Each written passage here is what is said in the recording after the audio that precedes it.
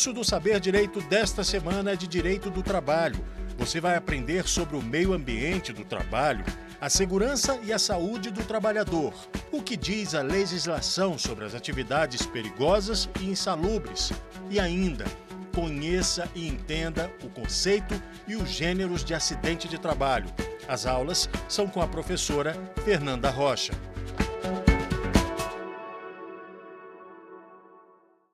Olá pessoal, na aula de hoje nós iremos trabalhar alguns órgãos de segurança e saúde do trabalho, ok? Nós separamos aqui algumas NRs de aplicação transversal, ou seja, NRs que são aplicados a várias atividades do trabalho. Nós vamos trabalhar as NRs 4, 5 e 6, que tratam respectivamente sobre os serviços especializados de medicina e segurança e saúde do trabalho, a Comissão Interna de Prevenção de Acidentes, a CIPA, e a NR6, que trata sobre os equipamentos de proteção individual. Na aula de hoje, nós vamos trabalhar aí, obviamente, essas NRs, vamos trazer aqui sempre os pontos mais importantes das NRs, lembrando que as NRs são bastante extensas, vocês encontram o texto atualizado das NRs no site, tá, do extinto Ministério do Trabalho, atual Ministério da Justiça, você encontra o texto das NRs, e essas NRs, elas são fundamentais para que o empregador possa trabalhar e cuidar aí do meio ambiente de trabalho. Com o intuito aí de ilustrar para vocês a doutrina e a sistemática de proteção do meio ambiente de trabalho, eu quero trazer aqui, destacar para vocês uma obra, é a obra do professor Sebastião Geraldo de Oliveira, Proteção Jurídica e Saúde do Trabalhador. O professor Sebastião é um professor, é um dos clássicos, um dos professores, uma das obras clássicas que nós trabalhamos dentro do meio ambiente de trabalho, e essa proteção jurídica à saúde do trabalhador é uma obra que traz aqui um panorama sobre essa sistemática e trata questões fundamentais aí de segurança e saúde do trabalho. Vamos começar então pela NR4. A NR4, que vai trazer um dos órgãos de segurança e saúde do trabalhador, ela vai tratar do SESMIT, que são os serviços especializados em engenharia de segurança e medicina do trabalho. Então essas entidades, e o SESMIT é uma entidade que é um órgão, né, de segurança e saúde do trabalho, integra essa estrutura patronal de segurança e saúde do trabalho. Nós veremos que o empregador, ele deve promover ali a criação de algumas entidades que vão periodicamente, tanto de forma a planejar o ambiente de trabalho, como também de forma periódica avaliar aquele meio ambiente de trabalho, fazer essa conexão entre empregador e empregado para garantir que o meio ambiente de trabalho seja rígido. O SESMIT, ok, que é tratado ali na NR4, ele nada mais é do que um atendimento ali da ANR em regulamentar o que prevê o artigo 162 da CLT, que diz o seguinte: as empresas, de acordo com normas a serem expedidas pelo Ministério do Trabalho, estarão obrigadas a manter serviços especializados em segurança e em medicina do trabalho. A gente tem que lembrar que essas NRs, elas são criadas por comissões tripartites, formadas por empregador, empregado e Estado, né, representante de empregadores, representantes dos empregados e o próprio governo, o próprio Estado, né, o governo representante do Estado, para debater como que essas normas vão ser implementadas. A NR4, que cuida desse serviço, vai dizer que um dos objetivos, o objetivo principal do SESMIT, tá? Esse Serviço de Engenharia e Medicina, Segurança e Medicina do Trabalho, é promover a saúde e proteger a integridade física do trabalhador no ambiente de trabalho. Nós temos uma outra entidade que está na NR5, que é a CIPA, Comissão Interna de Prevenção de Acidentes, que também vai ser trabalhada nessa aula. E aí eu quero só fechar aqui com vocês os objetivos de cada uma dessas entidades. O objetivo da CIPA é observar e relatar as condições de risco do ambiente do trabalho com a finalidade de prevenir a ocorrência de acidentes e de doenças relacionadas ao trabalho, tá? Quando a gente fala do SESMIT, a gente tem que entender que esse serviço, ele é obrigatório, mas não para todas as empresas, tá? Até porque nós temos empresas muito pequenas e seria, digamos assim, exorbitante exigir de um microempreendedor ou uma empresa muito pequena, um empregador ali de pequeno porte, que construísse um serviço de engenharia e medicina do trabalho. Como que a ANR organiza esse dimensionamento? Como que a ANR determina e traz essa obrigatoriedade? Ela traz um quadro de dimensionamento do SESMIT, tá? Esse serviço, ele é um serviço que vai obrigar o empregador a contratar e a ter no seu rol de empregados profissionais de segurança e saúde do trabalho. Então, já vamos ver quais são esses profissionais.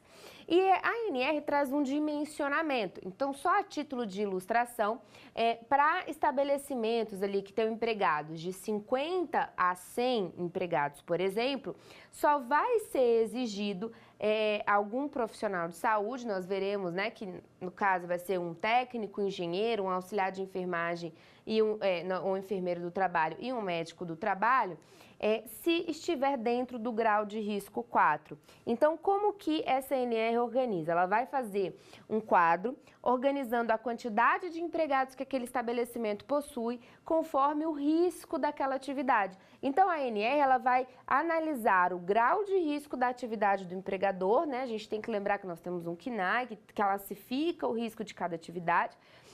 E a própria ANR traz um quadro com a atividade, né, o CNAE, o código daquela atividade e o determinado risco. Então, aquelas atividades de maior risco precisam de mais profissionais de saúde e engenharia do trabalho. Aquelas atividades com menor grau de risco, elas vão precisar de menos profissionais dessa área. E aí a gente tem um quadro dentro da NR4 que traz esse dimensionamento do SESMIT. E se a empresa, se o empregador, ele se enquadra em alguma dessas previsões do quadro, então se a empresa ela está dentro do dimensionamento, ela obrigatoriamente vai ter que contratar como empregado profissionais de saúde e engenharia do trabalho, beleza?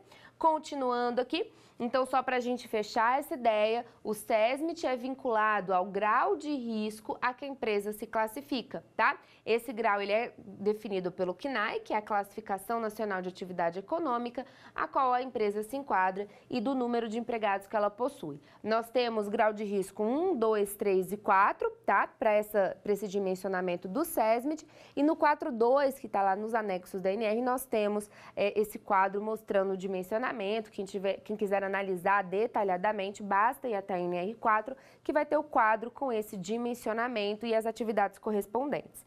Beleza?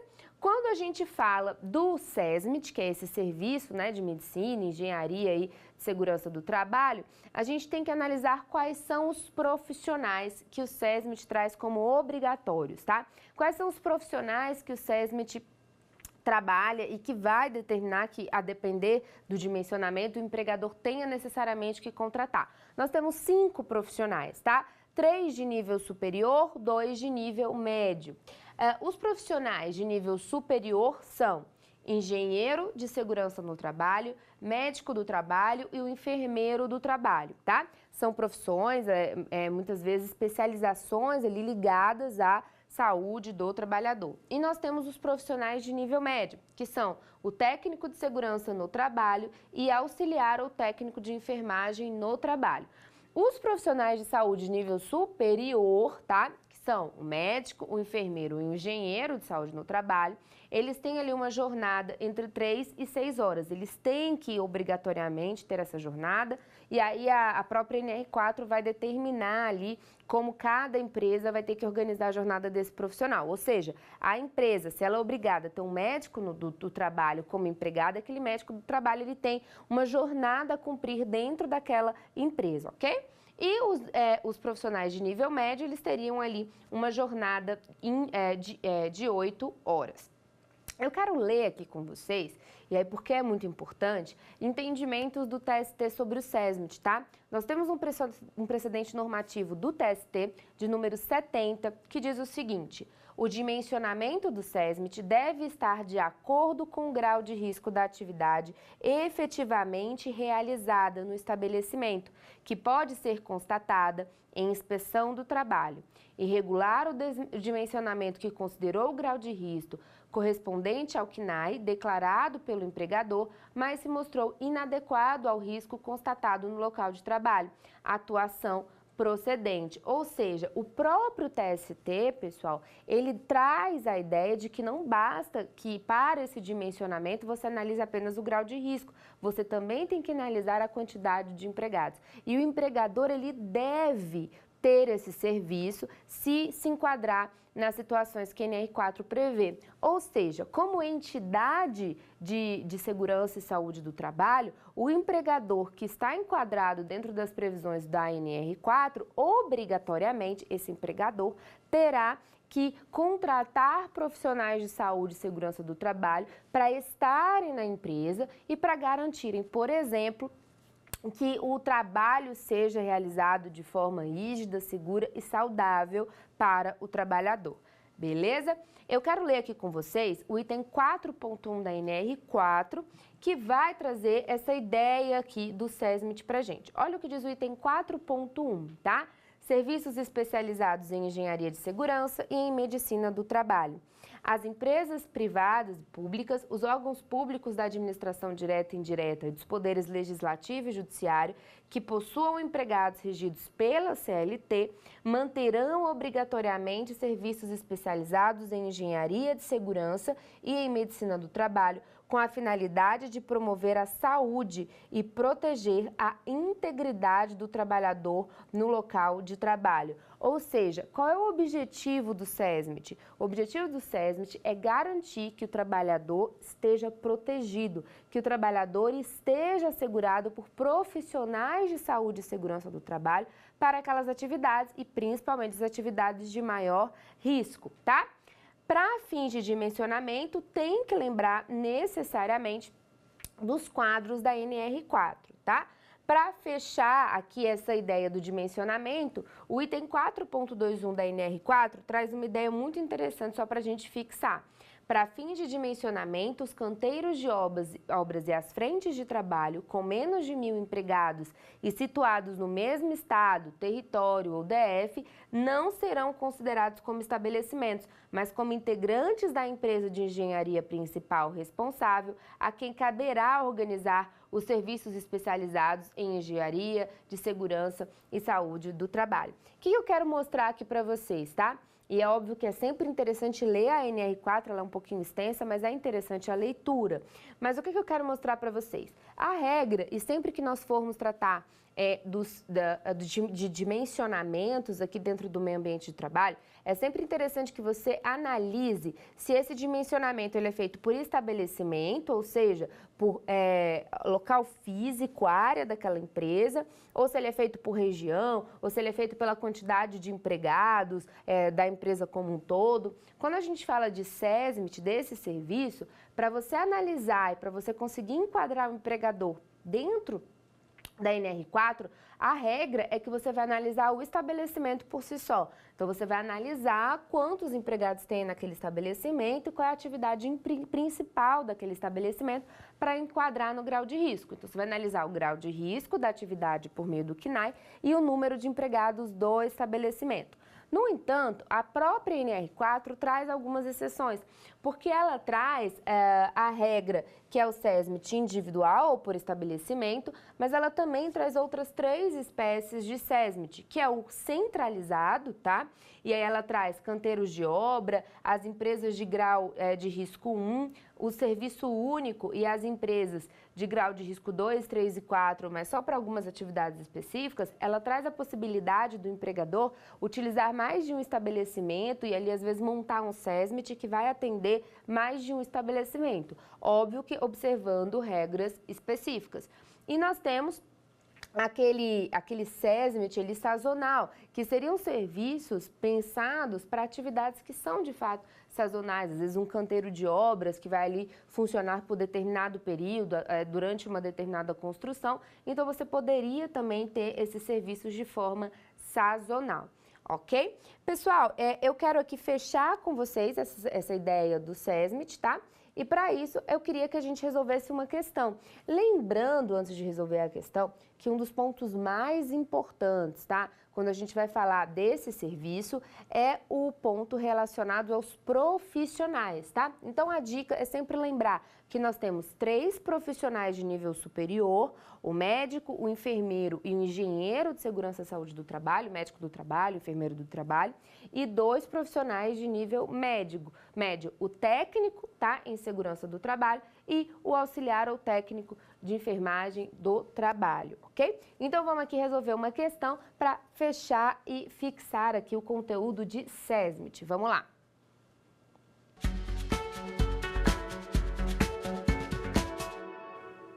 Os serviços especializados em engenharia de segurança e em medicina do trabalho devem ser compostos pelos seguintes profissionais, exceto A, médico do trabalho, B, engenheiro de segurança do trabalho, C, fisioterapeuta, D, técnico de segurança do trabalho. Vamos ver a resposta. A resposta é fisioterapeuta, ou seja, pessoal, os profissionais que deverão compor obrigatoriamente o SESMIT, eles são médico do trabalho, enfermeiro do trabalho, engenheiro de segurança do trabalho, técnico de segurança do trabalho, auxiliar ou técnico de enfermagem do trabalho. O fisioterapeuta não figura como um profissional que deve obrigatoriamente compor o SESMIT. Isso não impede, todavia, que caso o empregador entenda, até para atender ali o princípio da prevenção, se o empregador entender que deve contratar um fisioterapeuta para prevenir os acidentes de trabalho, doenças ocupacionais, ele pode contratar. Agora, não é um profissional que obrigatoriamente deva compor o SESMIT. Para continuar aqui estudando os órgãos de segurança e saúde do trabalho, eu quero falar de uma entidade muitíssimo importante, tá? Uma entidade muito conhecida, que é a CIPA, a Comissão Interna de Prevenção de Acidentes. A CIPA, ela é tratada na NR5, nós temos uma norma regulamentar específica para cuidar da CIPA. E aí eu quero acompanhar aqui com vocês o objetivo da CIPA. O objetivo da CIPA é prevenir a ocorrência de acidentes de trabalho e o surgimento de doenças relacionadas ao trabalho, de modo a tornar compatível permanentemente o trabalho com a preservação da vida e a proteção da saúde do trabalhador. Primeira observação em relação à CIPA. O objetivo da CIPA é prevenção. Então, a CIPA, ela é um órgão, ela é uma entidade de segurança e saúde do trabalho pensada para atender o princípio da prevenção. Então, a ideia da CIPA é prevenir acidentes de trabalho.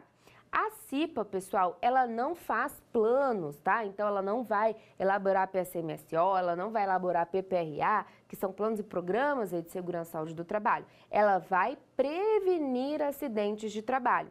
Olha o que diz o item 5.1 da NR5, a NR que cuida da CIPA. A Comissão Interna de Prevenção de Acidentes, CIPA, tem como objetivo a prevenção de acidentes e doenças decorrentes do trabalho, de modo a tornar compatível permanentemente o trabalho com a preservação da vida e a promoção da saúde do trabalhador. Nesse item, nós temos 2 conceitos que eu quero esclarecer para que a nossa aula possa continuar: acidente do trabalho e doença ocupacional.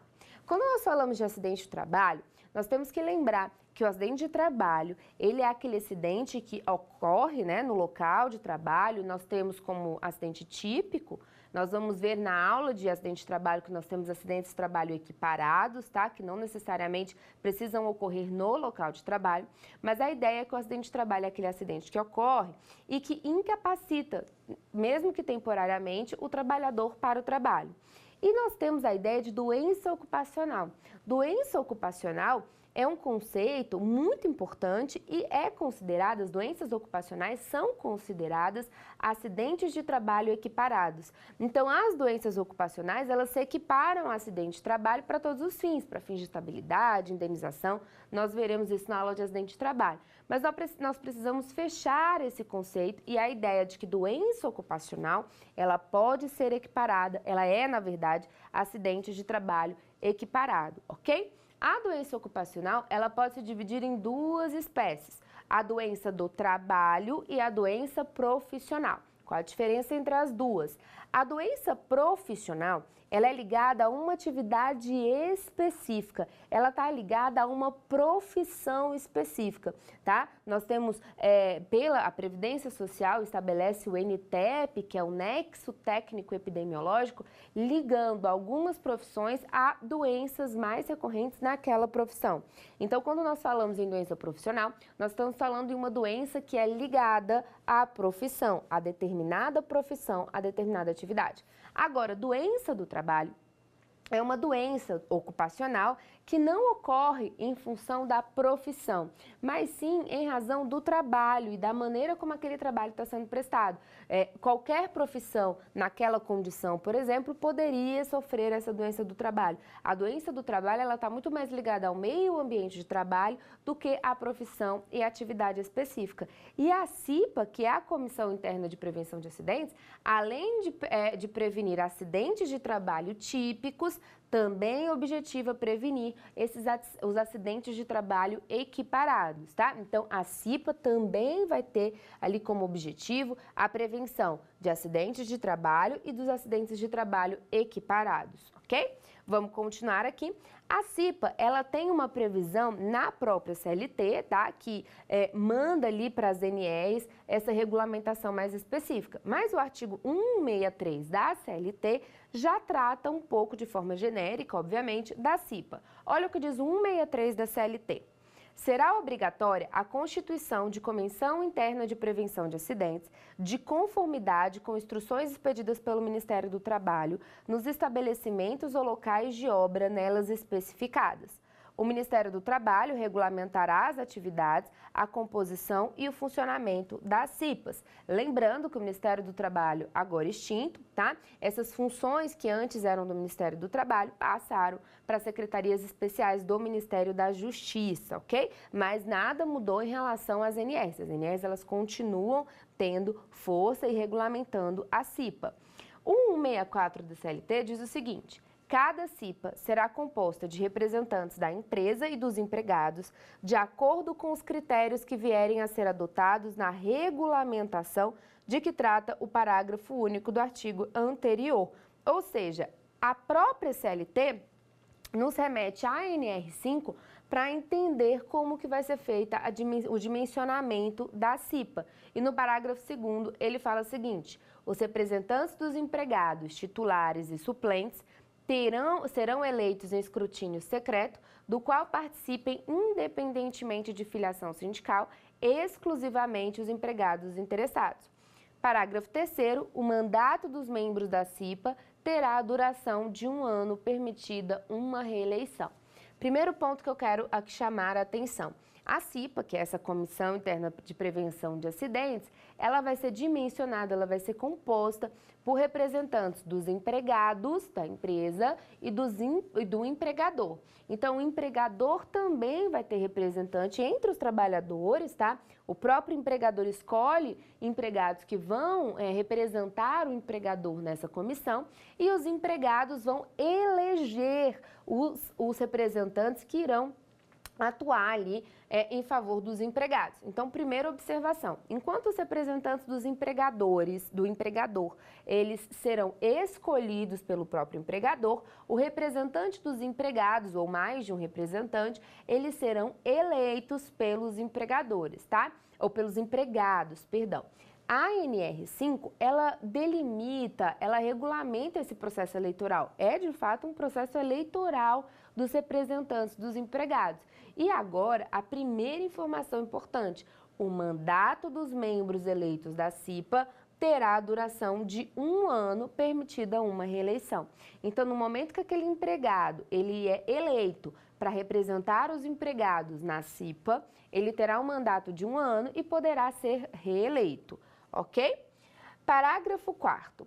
O disposto no parágrafo anterior, que eu acabei de ler, que fala dessa duração do mandato, não se aplicará ao membro suplente que durante seu mandato tenha participado de menos da metade do número de reuniões da CIPA, tá? Isso aqui está ligado à reeleição. E o empregador designará anualmente, entre os seus representantes, o presidente da CIPA e os empregados elegerão, dentre eles, o vice-presidente.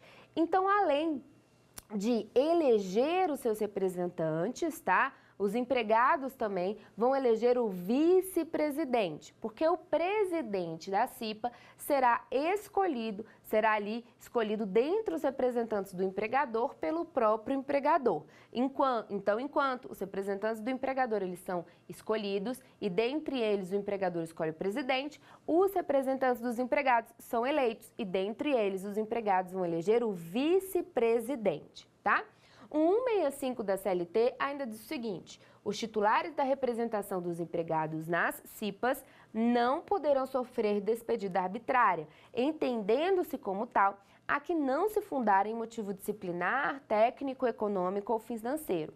Ocorrendo a despedida, caberá ao empregador, em caso de reclamação à Justiça do Trabalho, comprovar a existência de qualquer dos motivos mencionados neste artigo, sob pena de ser condenado a reintegrar o empregado.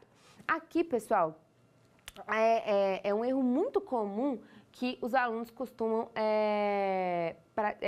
praticar, que é o seguinte: achar que todos os membros da CIPA possuem aquela garantia provisória no emprego. Não são todos os membros da CIPA que têm a chamada estabilidade.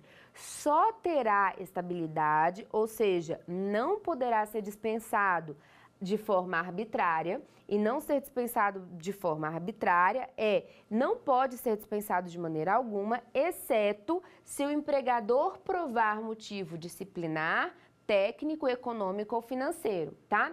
Os únicos que terão essa garantia, os únicos membros da CIPA que têm essa garantia, são os membros da CIPA que foram eleitos como representantes dos empregados. Os membros da CIPA que representam o empregador, eles não têm essa garantia. Qual é a premissa do legislador ao determinar que só terão essa estabilidade os representantes dos empregados?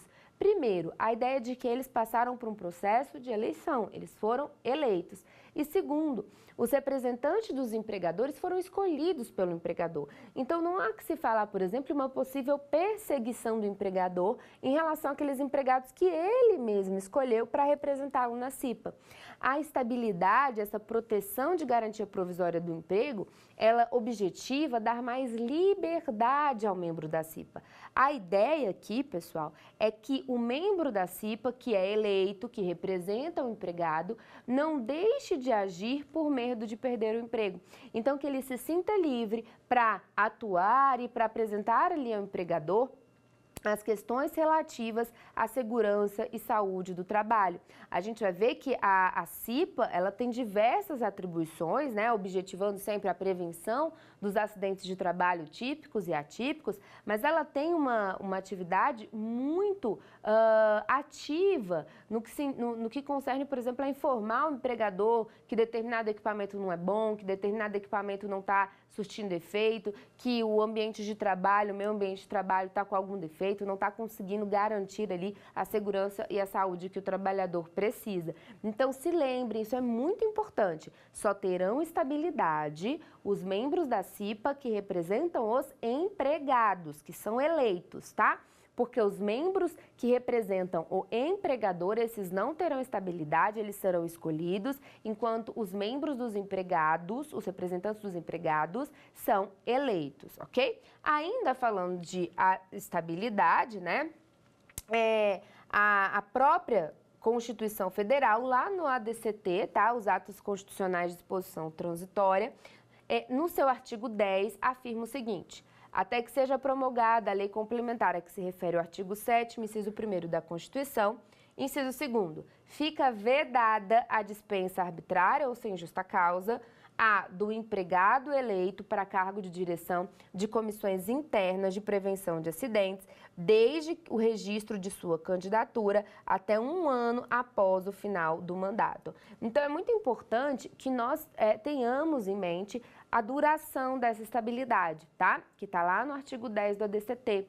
O membro da CIPA eleito pelos empregados para representá-los, ele terá uma estabilidade desde o registro da candidatura, ou seja, desde o momento que ele se candidata para ser um membro da CIPA, até 1 ano após o fim do mandato. Então, a partir do registro da candidatura, se ele é eleito durante todo o mandato e mais 1 ano após o fim do mandato, esse membro da CIPA eleito, representante dos empregados, não poderá sofrer nem dispensa arbitrária, nem dispensa sem justa causa.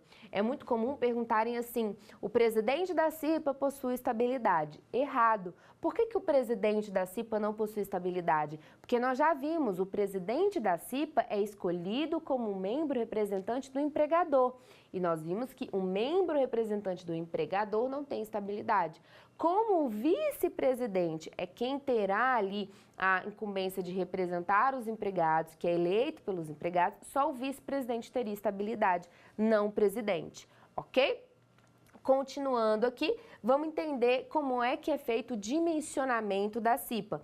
Para isso eu preciso ler aqui com vocês o item 5.2 da NR5. Olha o que diz a NR5. Deve constituir CIPA por estabelecimento. Então, primeira informação importante, a CIPA é constituída em regra por estabelecimento.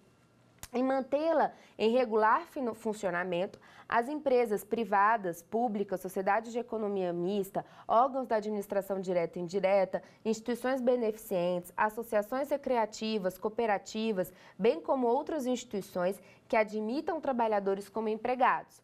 Então, essa é a ideia, que as empresas, os empregadores devem constituir CIPA. As disposições contidas nesta NR aplicam-se no que couber aos trabalhadores avulsos, né? E aquelas entidades que lhes tomem serviços, observadas as disposições estabelecidas em normas regulamentadoras de setores econômicos específicos, tá? O que eu quero que vocês percebam? Como que a gente vai condicionar a CIPA? Como que a gente vai dimensionar a CIPA? A Constituição da CIPA, ela não vai seguir, tá, pessoal, o mesmo critério do SESMIT, não segue, tá? Ela vai seguir o critério ou de agrupamento de empresas que, em tese, tá, oferecem risco semelhante à integridade física e à saúde do trabalhador. Nós temos o dimensionamento da CIPA lá nos quadros 1 e 2 da NR5. Então, dentro da NR5, nós temos a sistemática também de dimensionamento da CIPA, tá? É interessante para quem tiver interesse, dar uma olhada. Esse dimensionamento na CIPA é o seguinte, a NR5, ela organiza as atividades em grupos, tá? C1, C2, C4, e ela, né, as atividades, ela traz dentro da NR quadros dizendo quais são as atividades que estão em cada grupo e quais são os riscos de cada grupo, né, nesse enquadramento. E ela utiliza esse enquadramento dos grupos de atividades, considerando o número de empregados por estabelecimento. Então, quando nós quisermos saber se uma empresa ela é obrigatória, ela tem que obrigatoriamente constituir uma CIPA, nós temos que analisar qual é o grupo de atividade que essa empresa está enquadrada e qual é o número de empregados daquele estabelecimento. E aí, vamos pegar aqui um exemplo. As empresas que estiverem enquadradas ali no grupo C1 e tiverem de 20 a 29 empregados naquele estabelecimento, terão que ter CIPA, obrigatoriamente, e terão que ter um membro de empregador e um membro de empregado. Então, se você quiser saber aí como é que faz o dimensionamento da CIPA, basta olhar os quadros 1 e 2 da NR5, ok? Para a gente entender um pouquinho mais quais são as obrigações e as atividades da CIPA, nós ainda vamos trabalhar um pouquinho em relação a isso, vamos resolver uma questão aqui para entender como é que isso é cobrado, ok? Então, vamos resolver aqui a questão de número 2.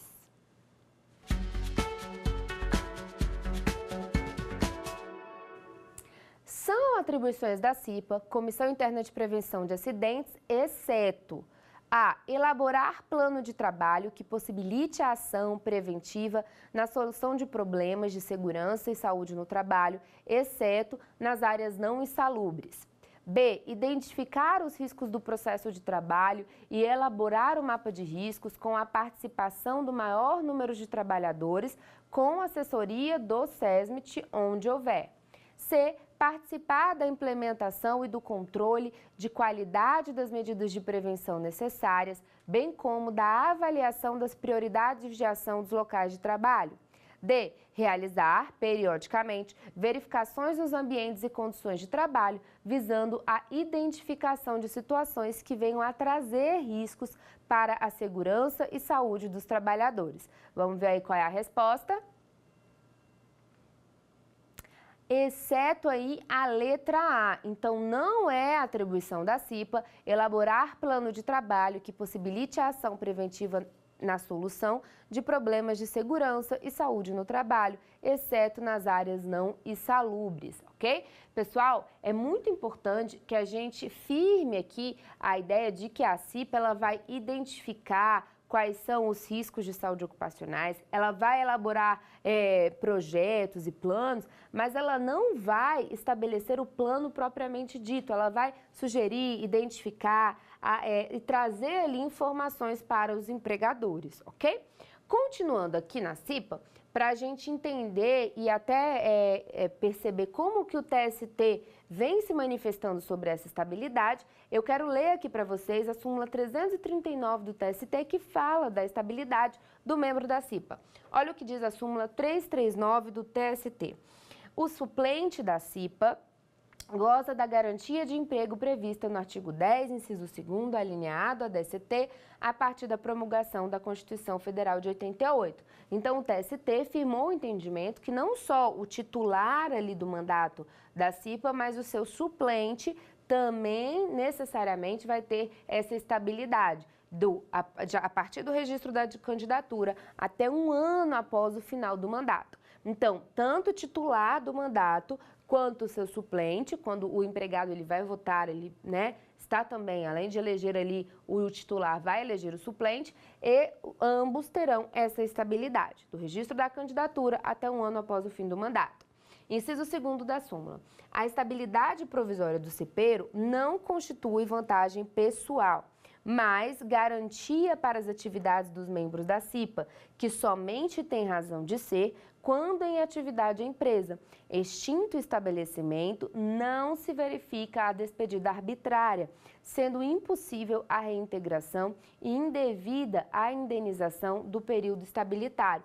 Aqui, a gente tem uma informação muito importante que costuma ser cobrada. O que acontece? Essa estabilidade, como eu falei para vocês, ela não é uma garantia pessoal, porque, na verdade, o que ela visa, essa estabilidade, ela objetiva dar ao empregado maior liberdade para atuar nas suas atividades. Então, o empregado, quando ele possui essa estabilidade, no momento em que esse estabelecimento, vamos supor que esse empregado está trabalhando e a empresa ela é extinta, o estabelecimento é extinto, perde o sentido de se dar estabilidade a esse empregado. Então, o que o TST está falando?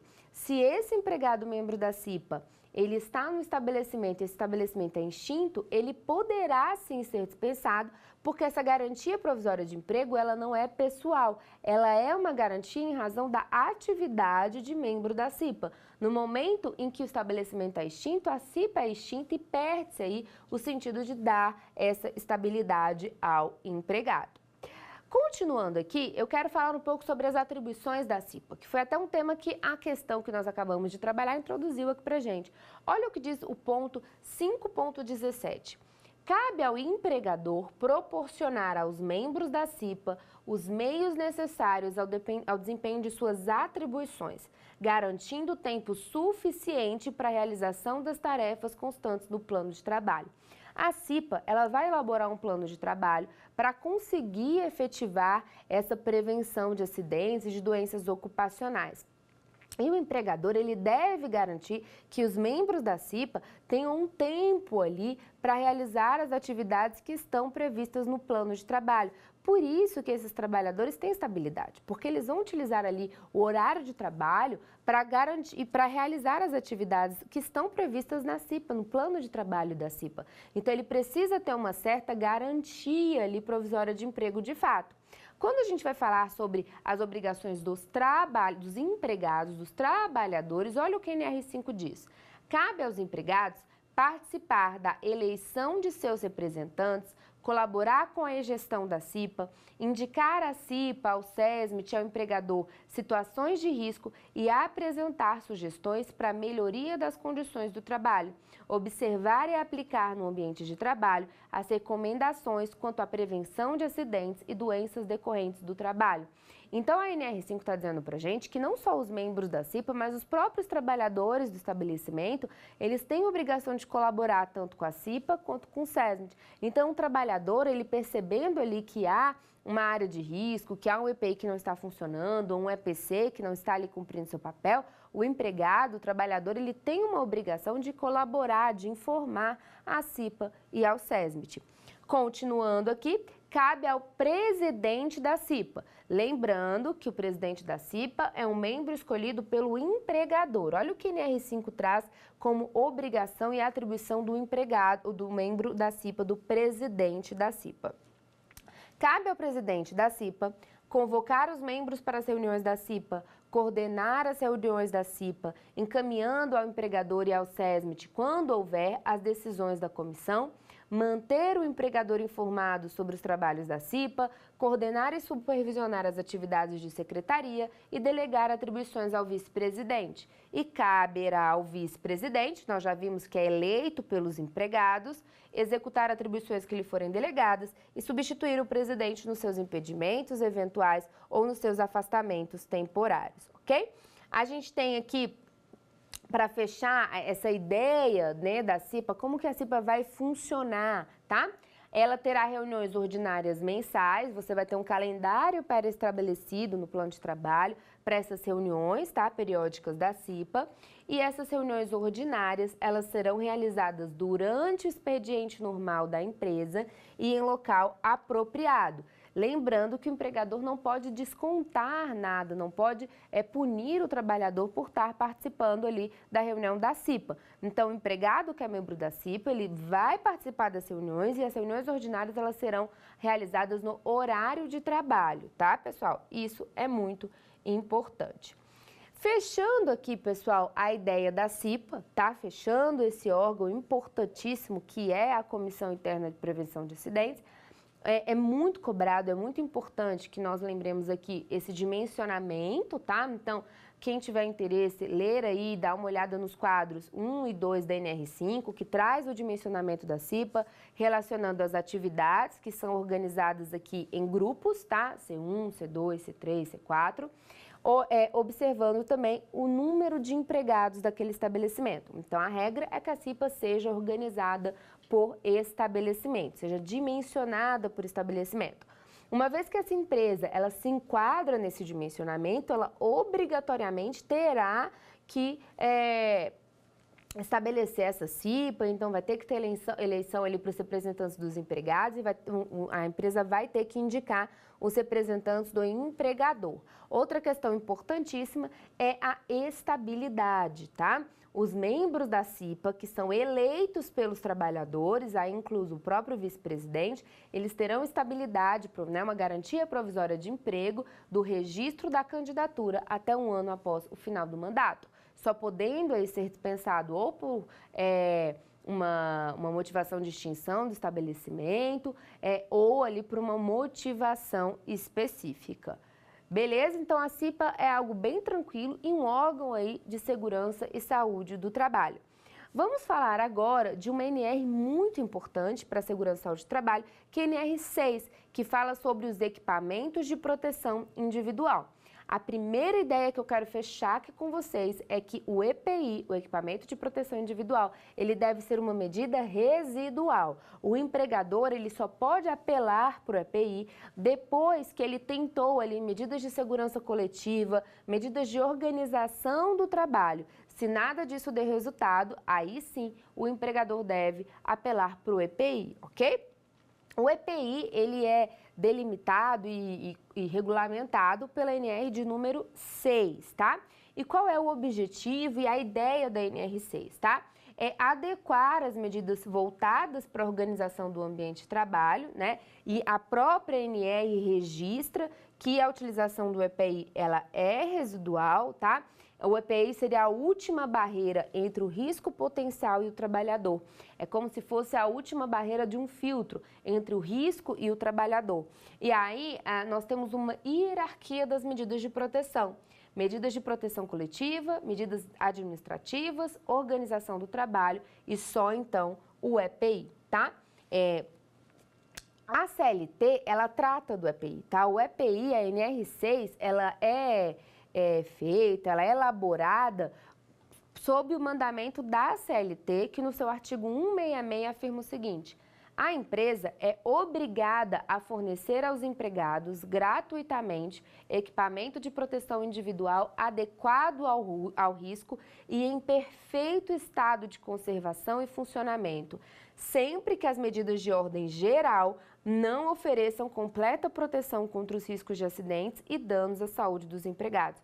Ou seja, pessoal, a própria CLT traz essa ideia de que a regra é uma proteção ali de ordem geral. A ideia é que o empregador cuide do meio ambiente de trabalho, forneça equipamentos de proteção coletiva e só se essas não forem suficientes que o empregado ele utilize o EPI. Por que nós deixamos o EPI como última ratio, aí, como última barreira que vai separar o risco ocupacional do trabalhador? A gente tem que lembrar que muitos EPIs não são confortáveis, tá? E que muitos EPIs são pesados e alguns EPIs até trazem desconforto para o trabalhador. Então, a ideia é que o EPI, ele deve ser, de fato, utilizado como última medida, tá? A NR6 traz o seguinte, aí logo nos seus primeiros itens, o 6.1, fala o seguinte: para os fins de aplicação desta NR, considera-se equipamento de proteção individual todo dispositivo ou produto de uso individual utilizado pelo trabalhador destinado à proteção de riscos suscetíveis de ameaçar a segurança e a saúde no trabalho. Então, a ANR traz essa ideia e traz o conceito de equipamento individual. O item 6.2 traz o conceito de equipamento conjugado, que é interessante também. Olha só o que diz o item 6.1.1. Entende-se como equipamento conjugado de proteção individual todo aquele composto por vários dispositivos que o fabricante tem associado contra um ou mais riscos que possam ocorrer simultaneamente e que sejam suscetíveis de ameaçar a segurança e a saúde no trabalho. Então, nós temos o equipamento individual, que seria um único dispositivo utilizado pelo trabalhador, e o equipamento de proteção individual conjugado, que é aquele equipamento formado por mais de um dispositivo, tá?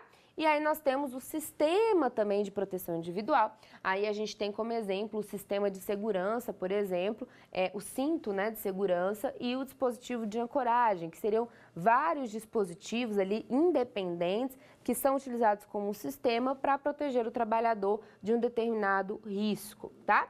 E aí eu quero trazer aqui para vocês quais são as obrigações da empresa em relação à segurança e saúde do trabalhador.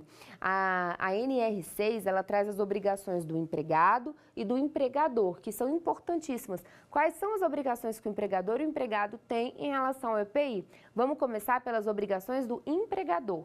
O item 6.3 fala assim: a empresa é obrigada a fornecer aos empregados gratuitamente EPI adequado ao risco em perfeito estado de conservação e funcionamento nas seguintes circunstâncias: a. Sempre que as medidas de ordem geral não ofereçam completa proteção contra os riscos de acidentes do trabalho ou de doenças profissionais e do trabalho, enquanto as medidas de proteção coletiva estiverem sendo implantadas e para atender a situações de emergência. Então, essas são as situações em que o empregador será obrigatoriamente, tá? Deverá obrigatoriamente fornecer EPI. E aí, lembrando que esse EPI, ele deve ser adequado ao risco, obviamente, ao qual o trabalhador está exposto, ok?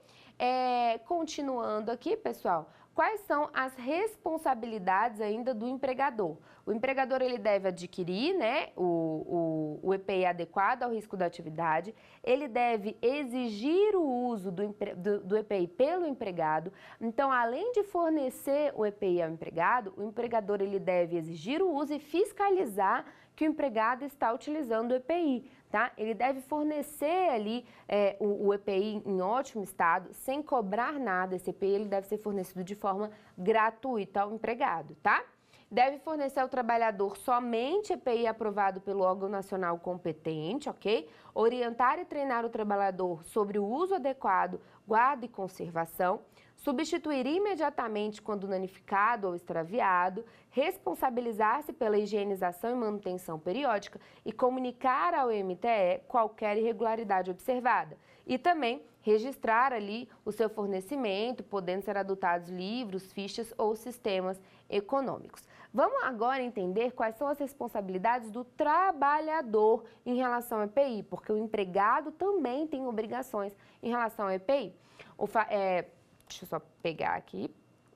O trabalhador, pessoal, deverá utilizar o EPI da forma, na forma que o empregador passa. Ele deverá utilizar o EPI. Então, o empregado que se recusa a utilizar o EPI, ele comete ali uma falta, tá? O empregado ele não pode se recusar a utilizar o EPI. É uma obrigação utilizar o EPI, manter o EPI, informar ao empregador se aquele EPI tem algum dano, não está mais surtindo o efeito que dele se espera. E muito, muito importante, o trabalhador que se recusa a utilizar EPI comete falta. Para a gente entender melhor como isso é cobrado, vamos resolver aqui uma questão sobre EPI. Vamos lá.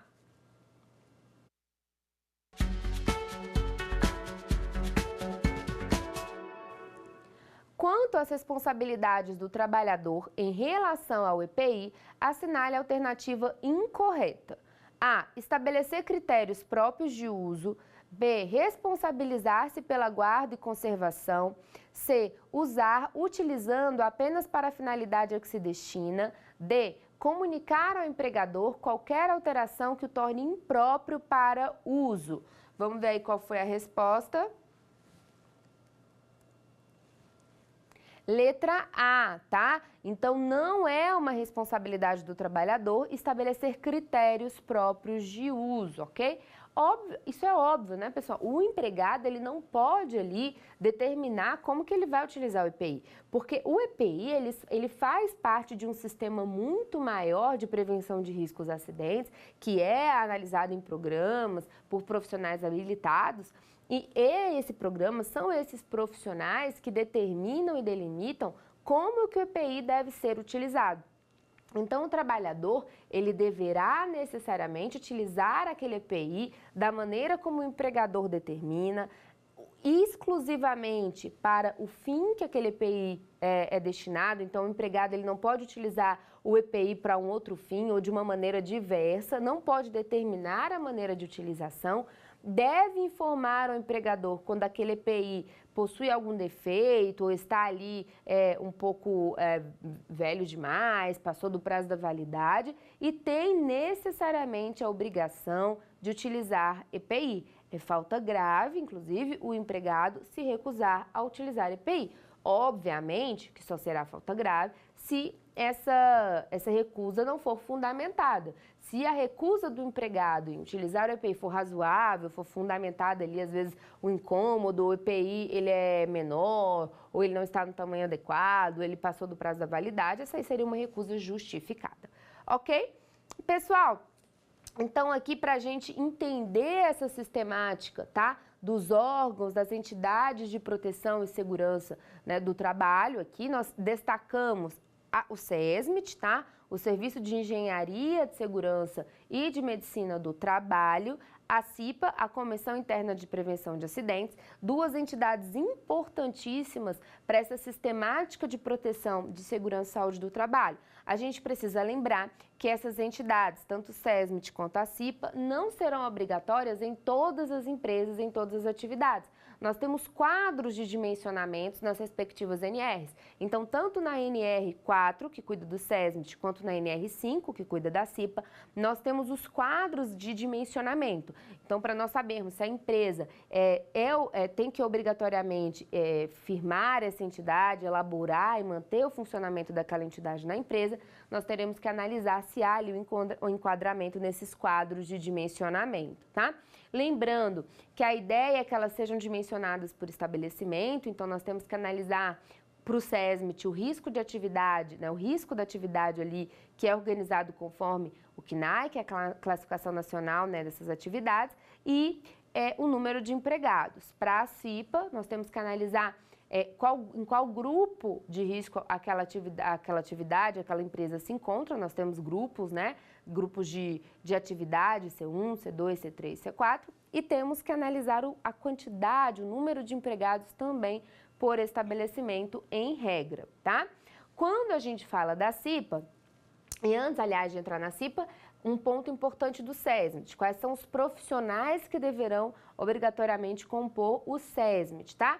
3 de nível superior, médico do trabalho, enfermeiro do trabalho, engenheiro de segurança. E 2 de nível médio, técnico de segurança e o técnico ou auxiliar ali de enfermagem do trabalho, ok? Para fechar aqui a CIPA, eu quero lembrá-los sobre a estabilidade dos membros da CIPA. Só terão estabilidade os membros que representam os empregados e que, portanto, foram eleitos, tá? Tanto os titulares quanto os suplentes do registro da candidatura até um ano após o final do mandato.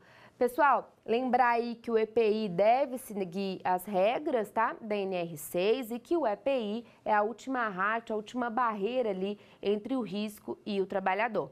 Nós ficamos por aqui, ok? Nós vimos hoje aí os órgãos de proteção e segurança e saúde do trabalho, os principais, vimos a NR6 que trata do EPI e eu aguardo vocês na próxima aula.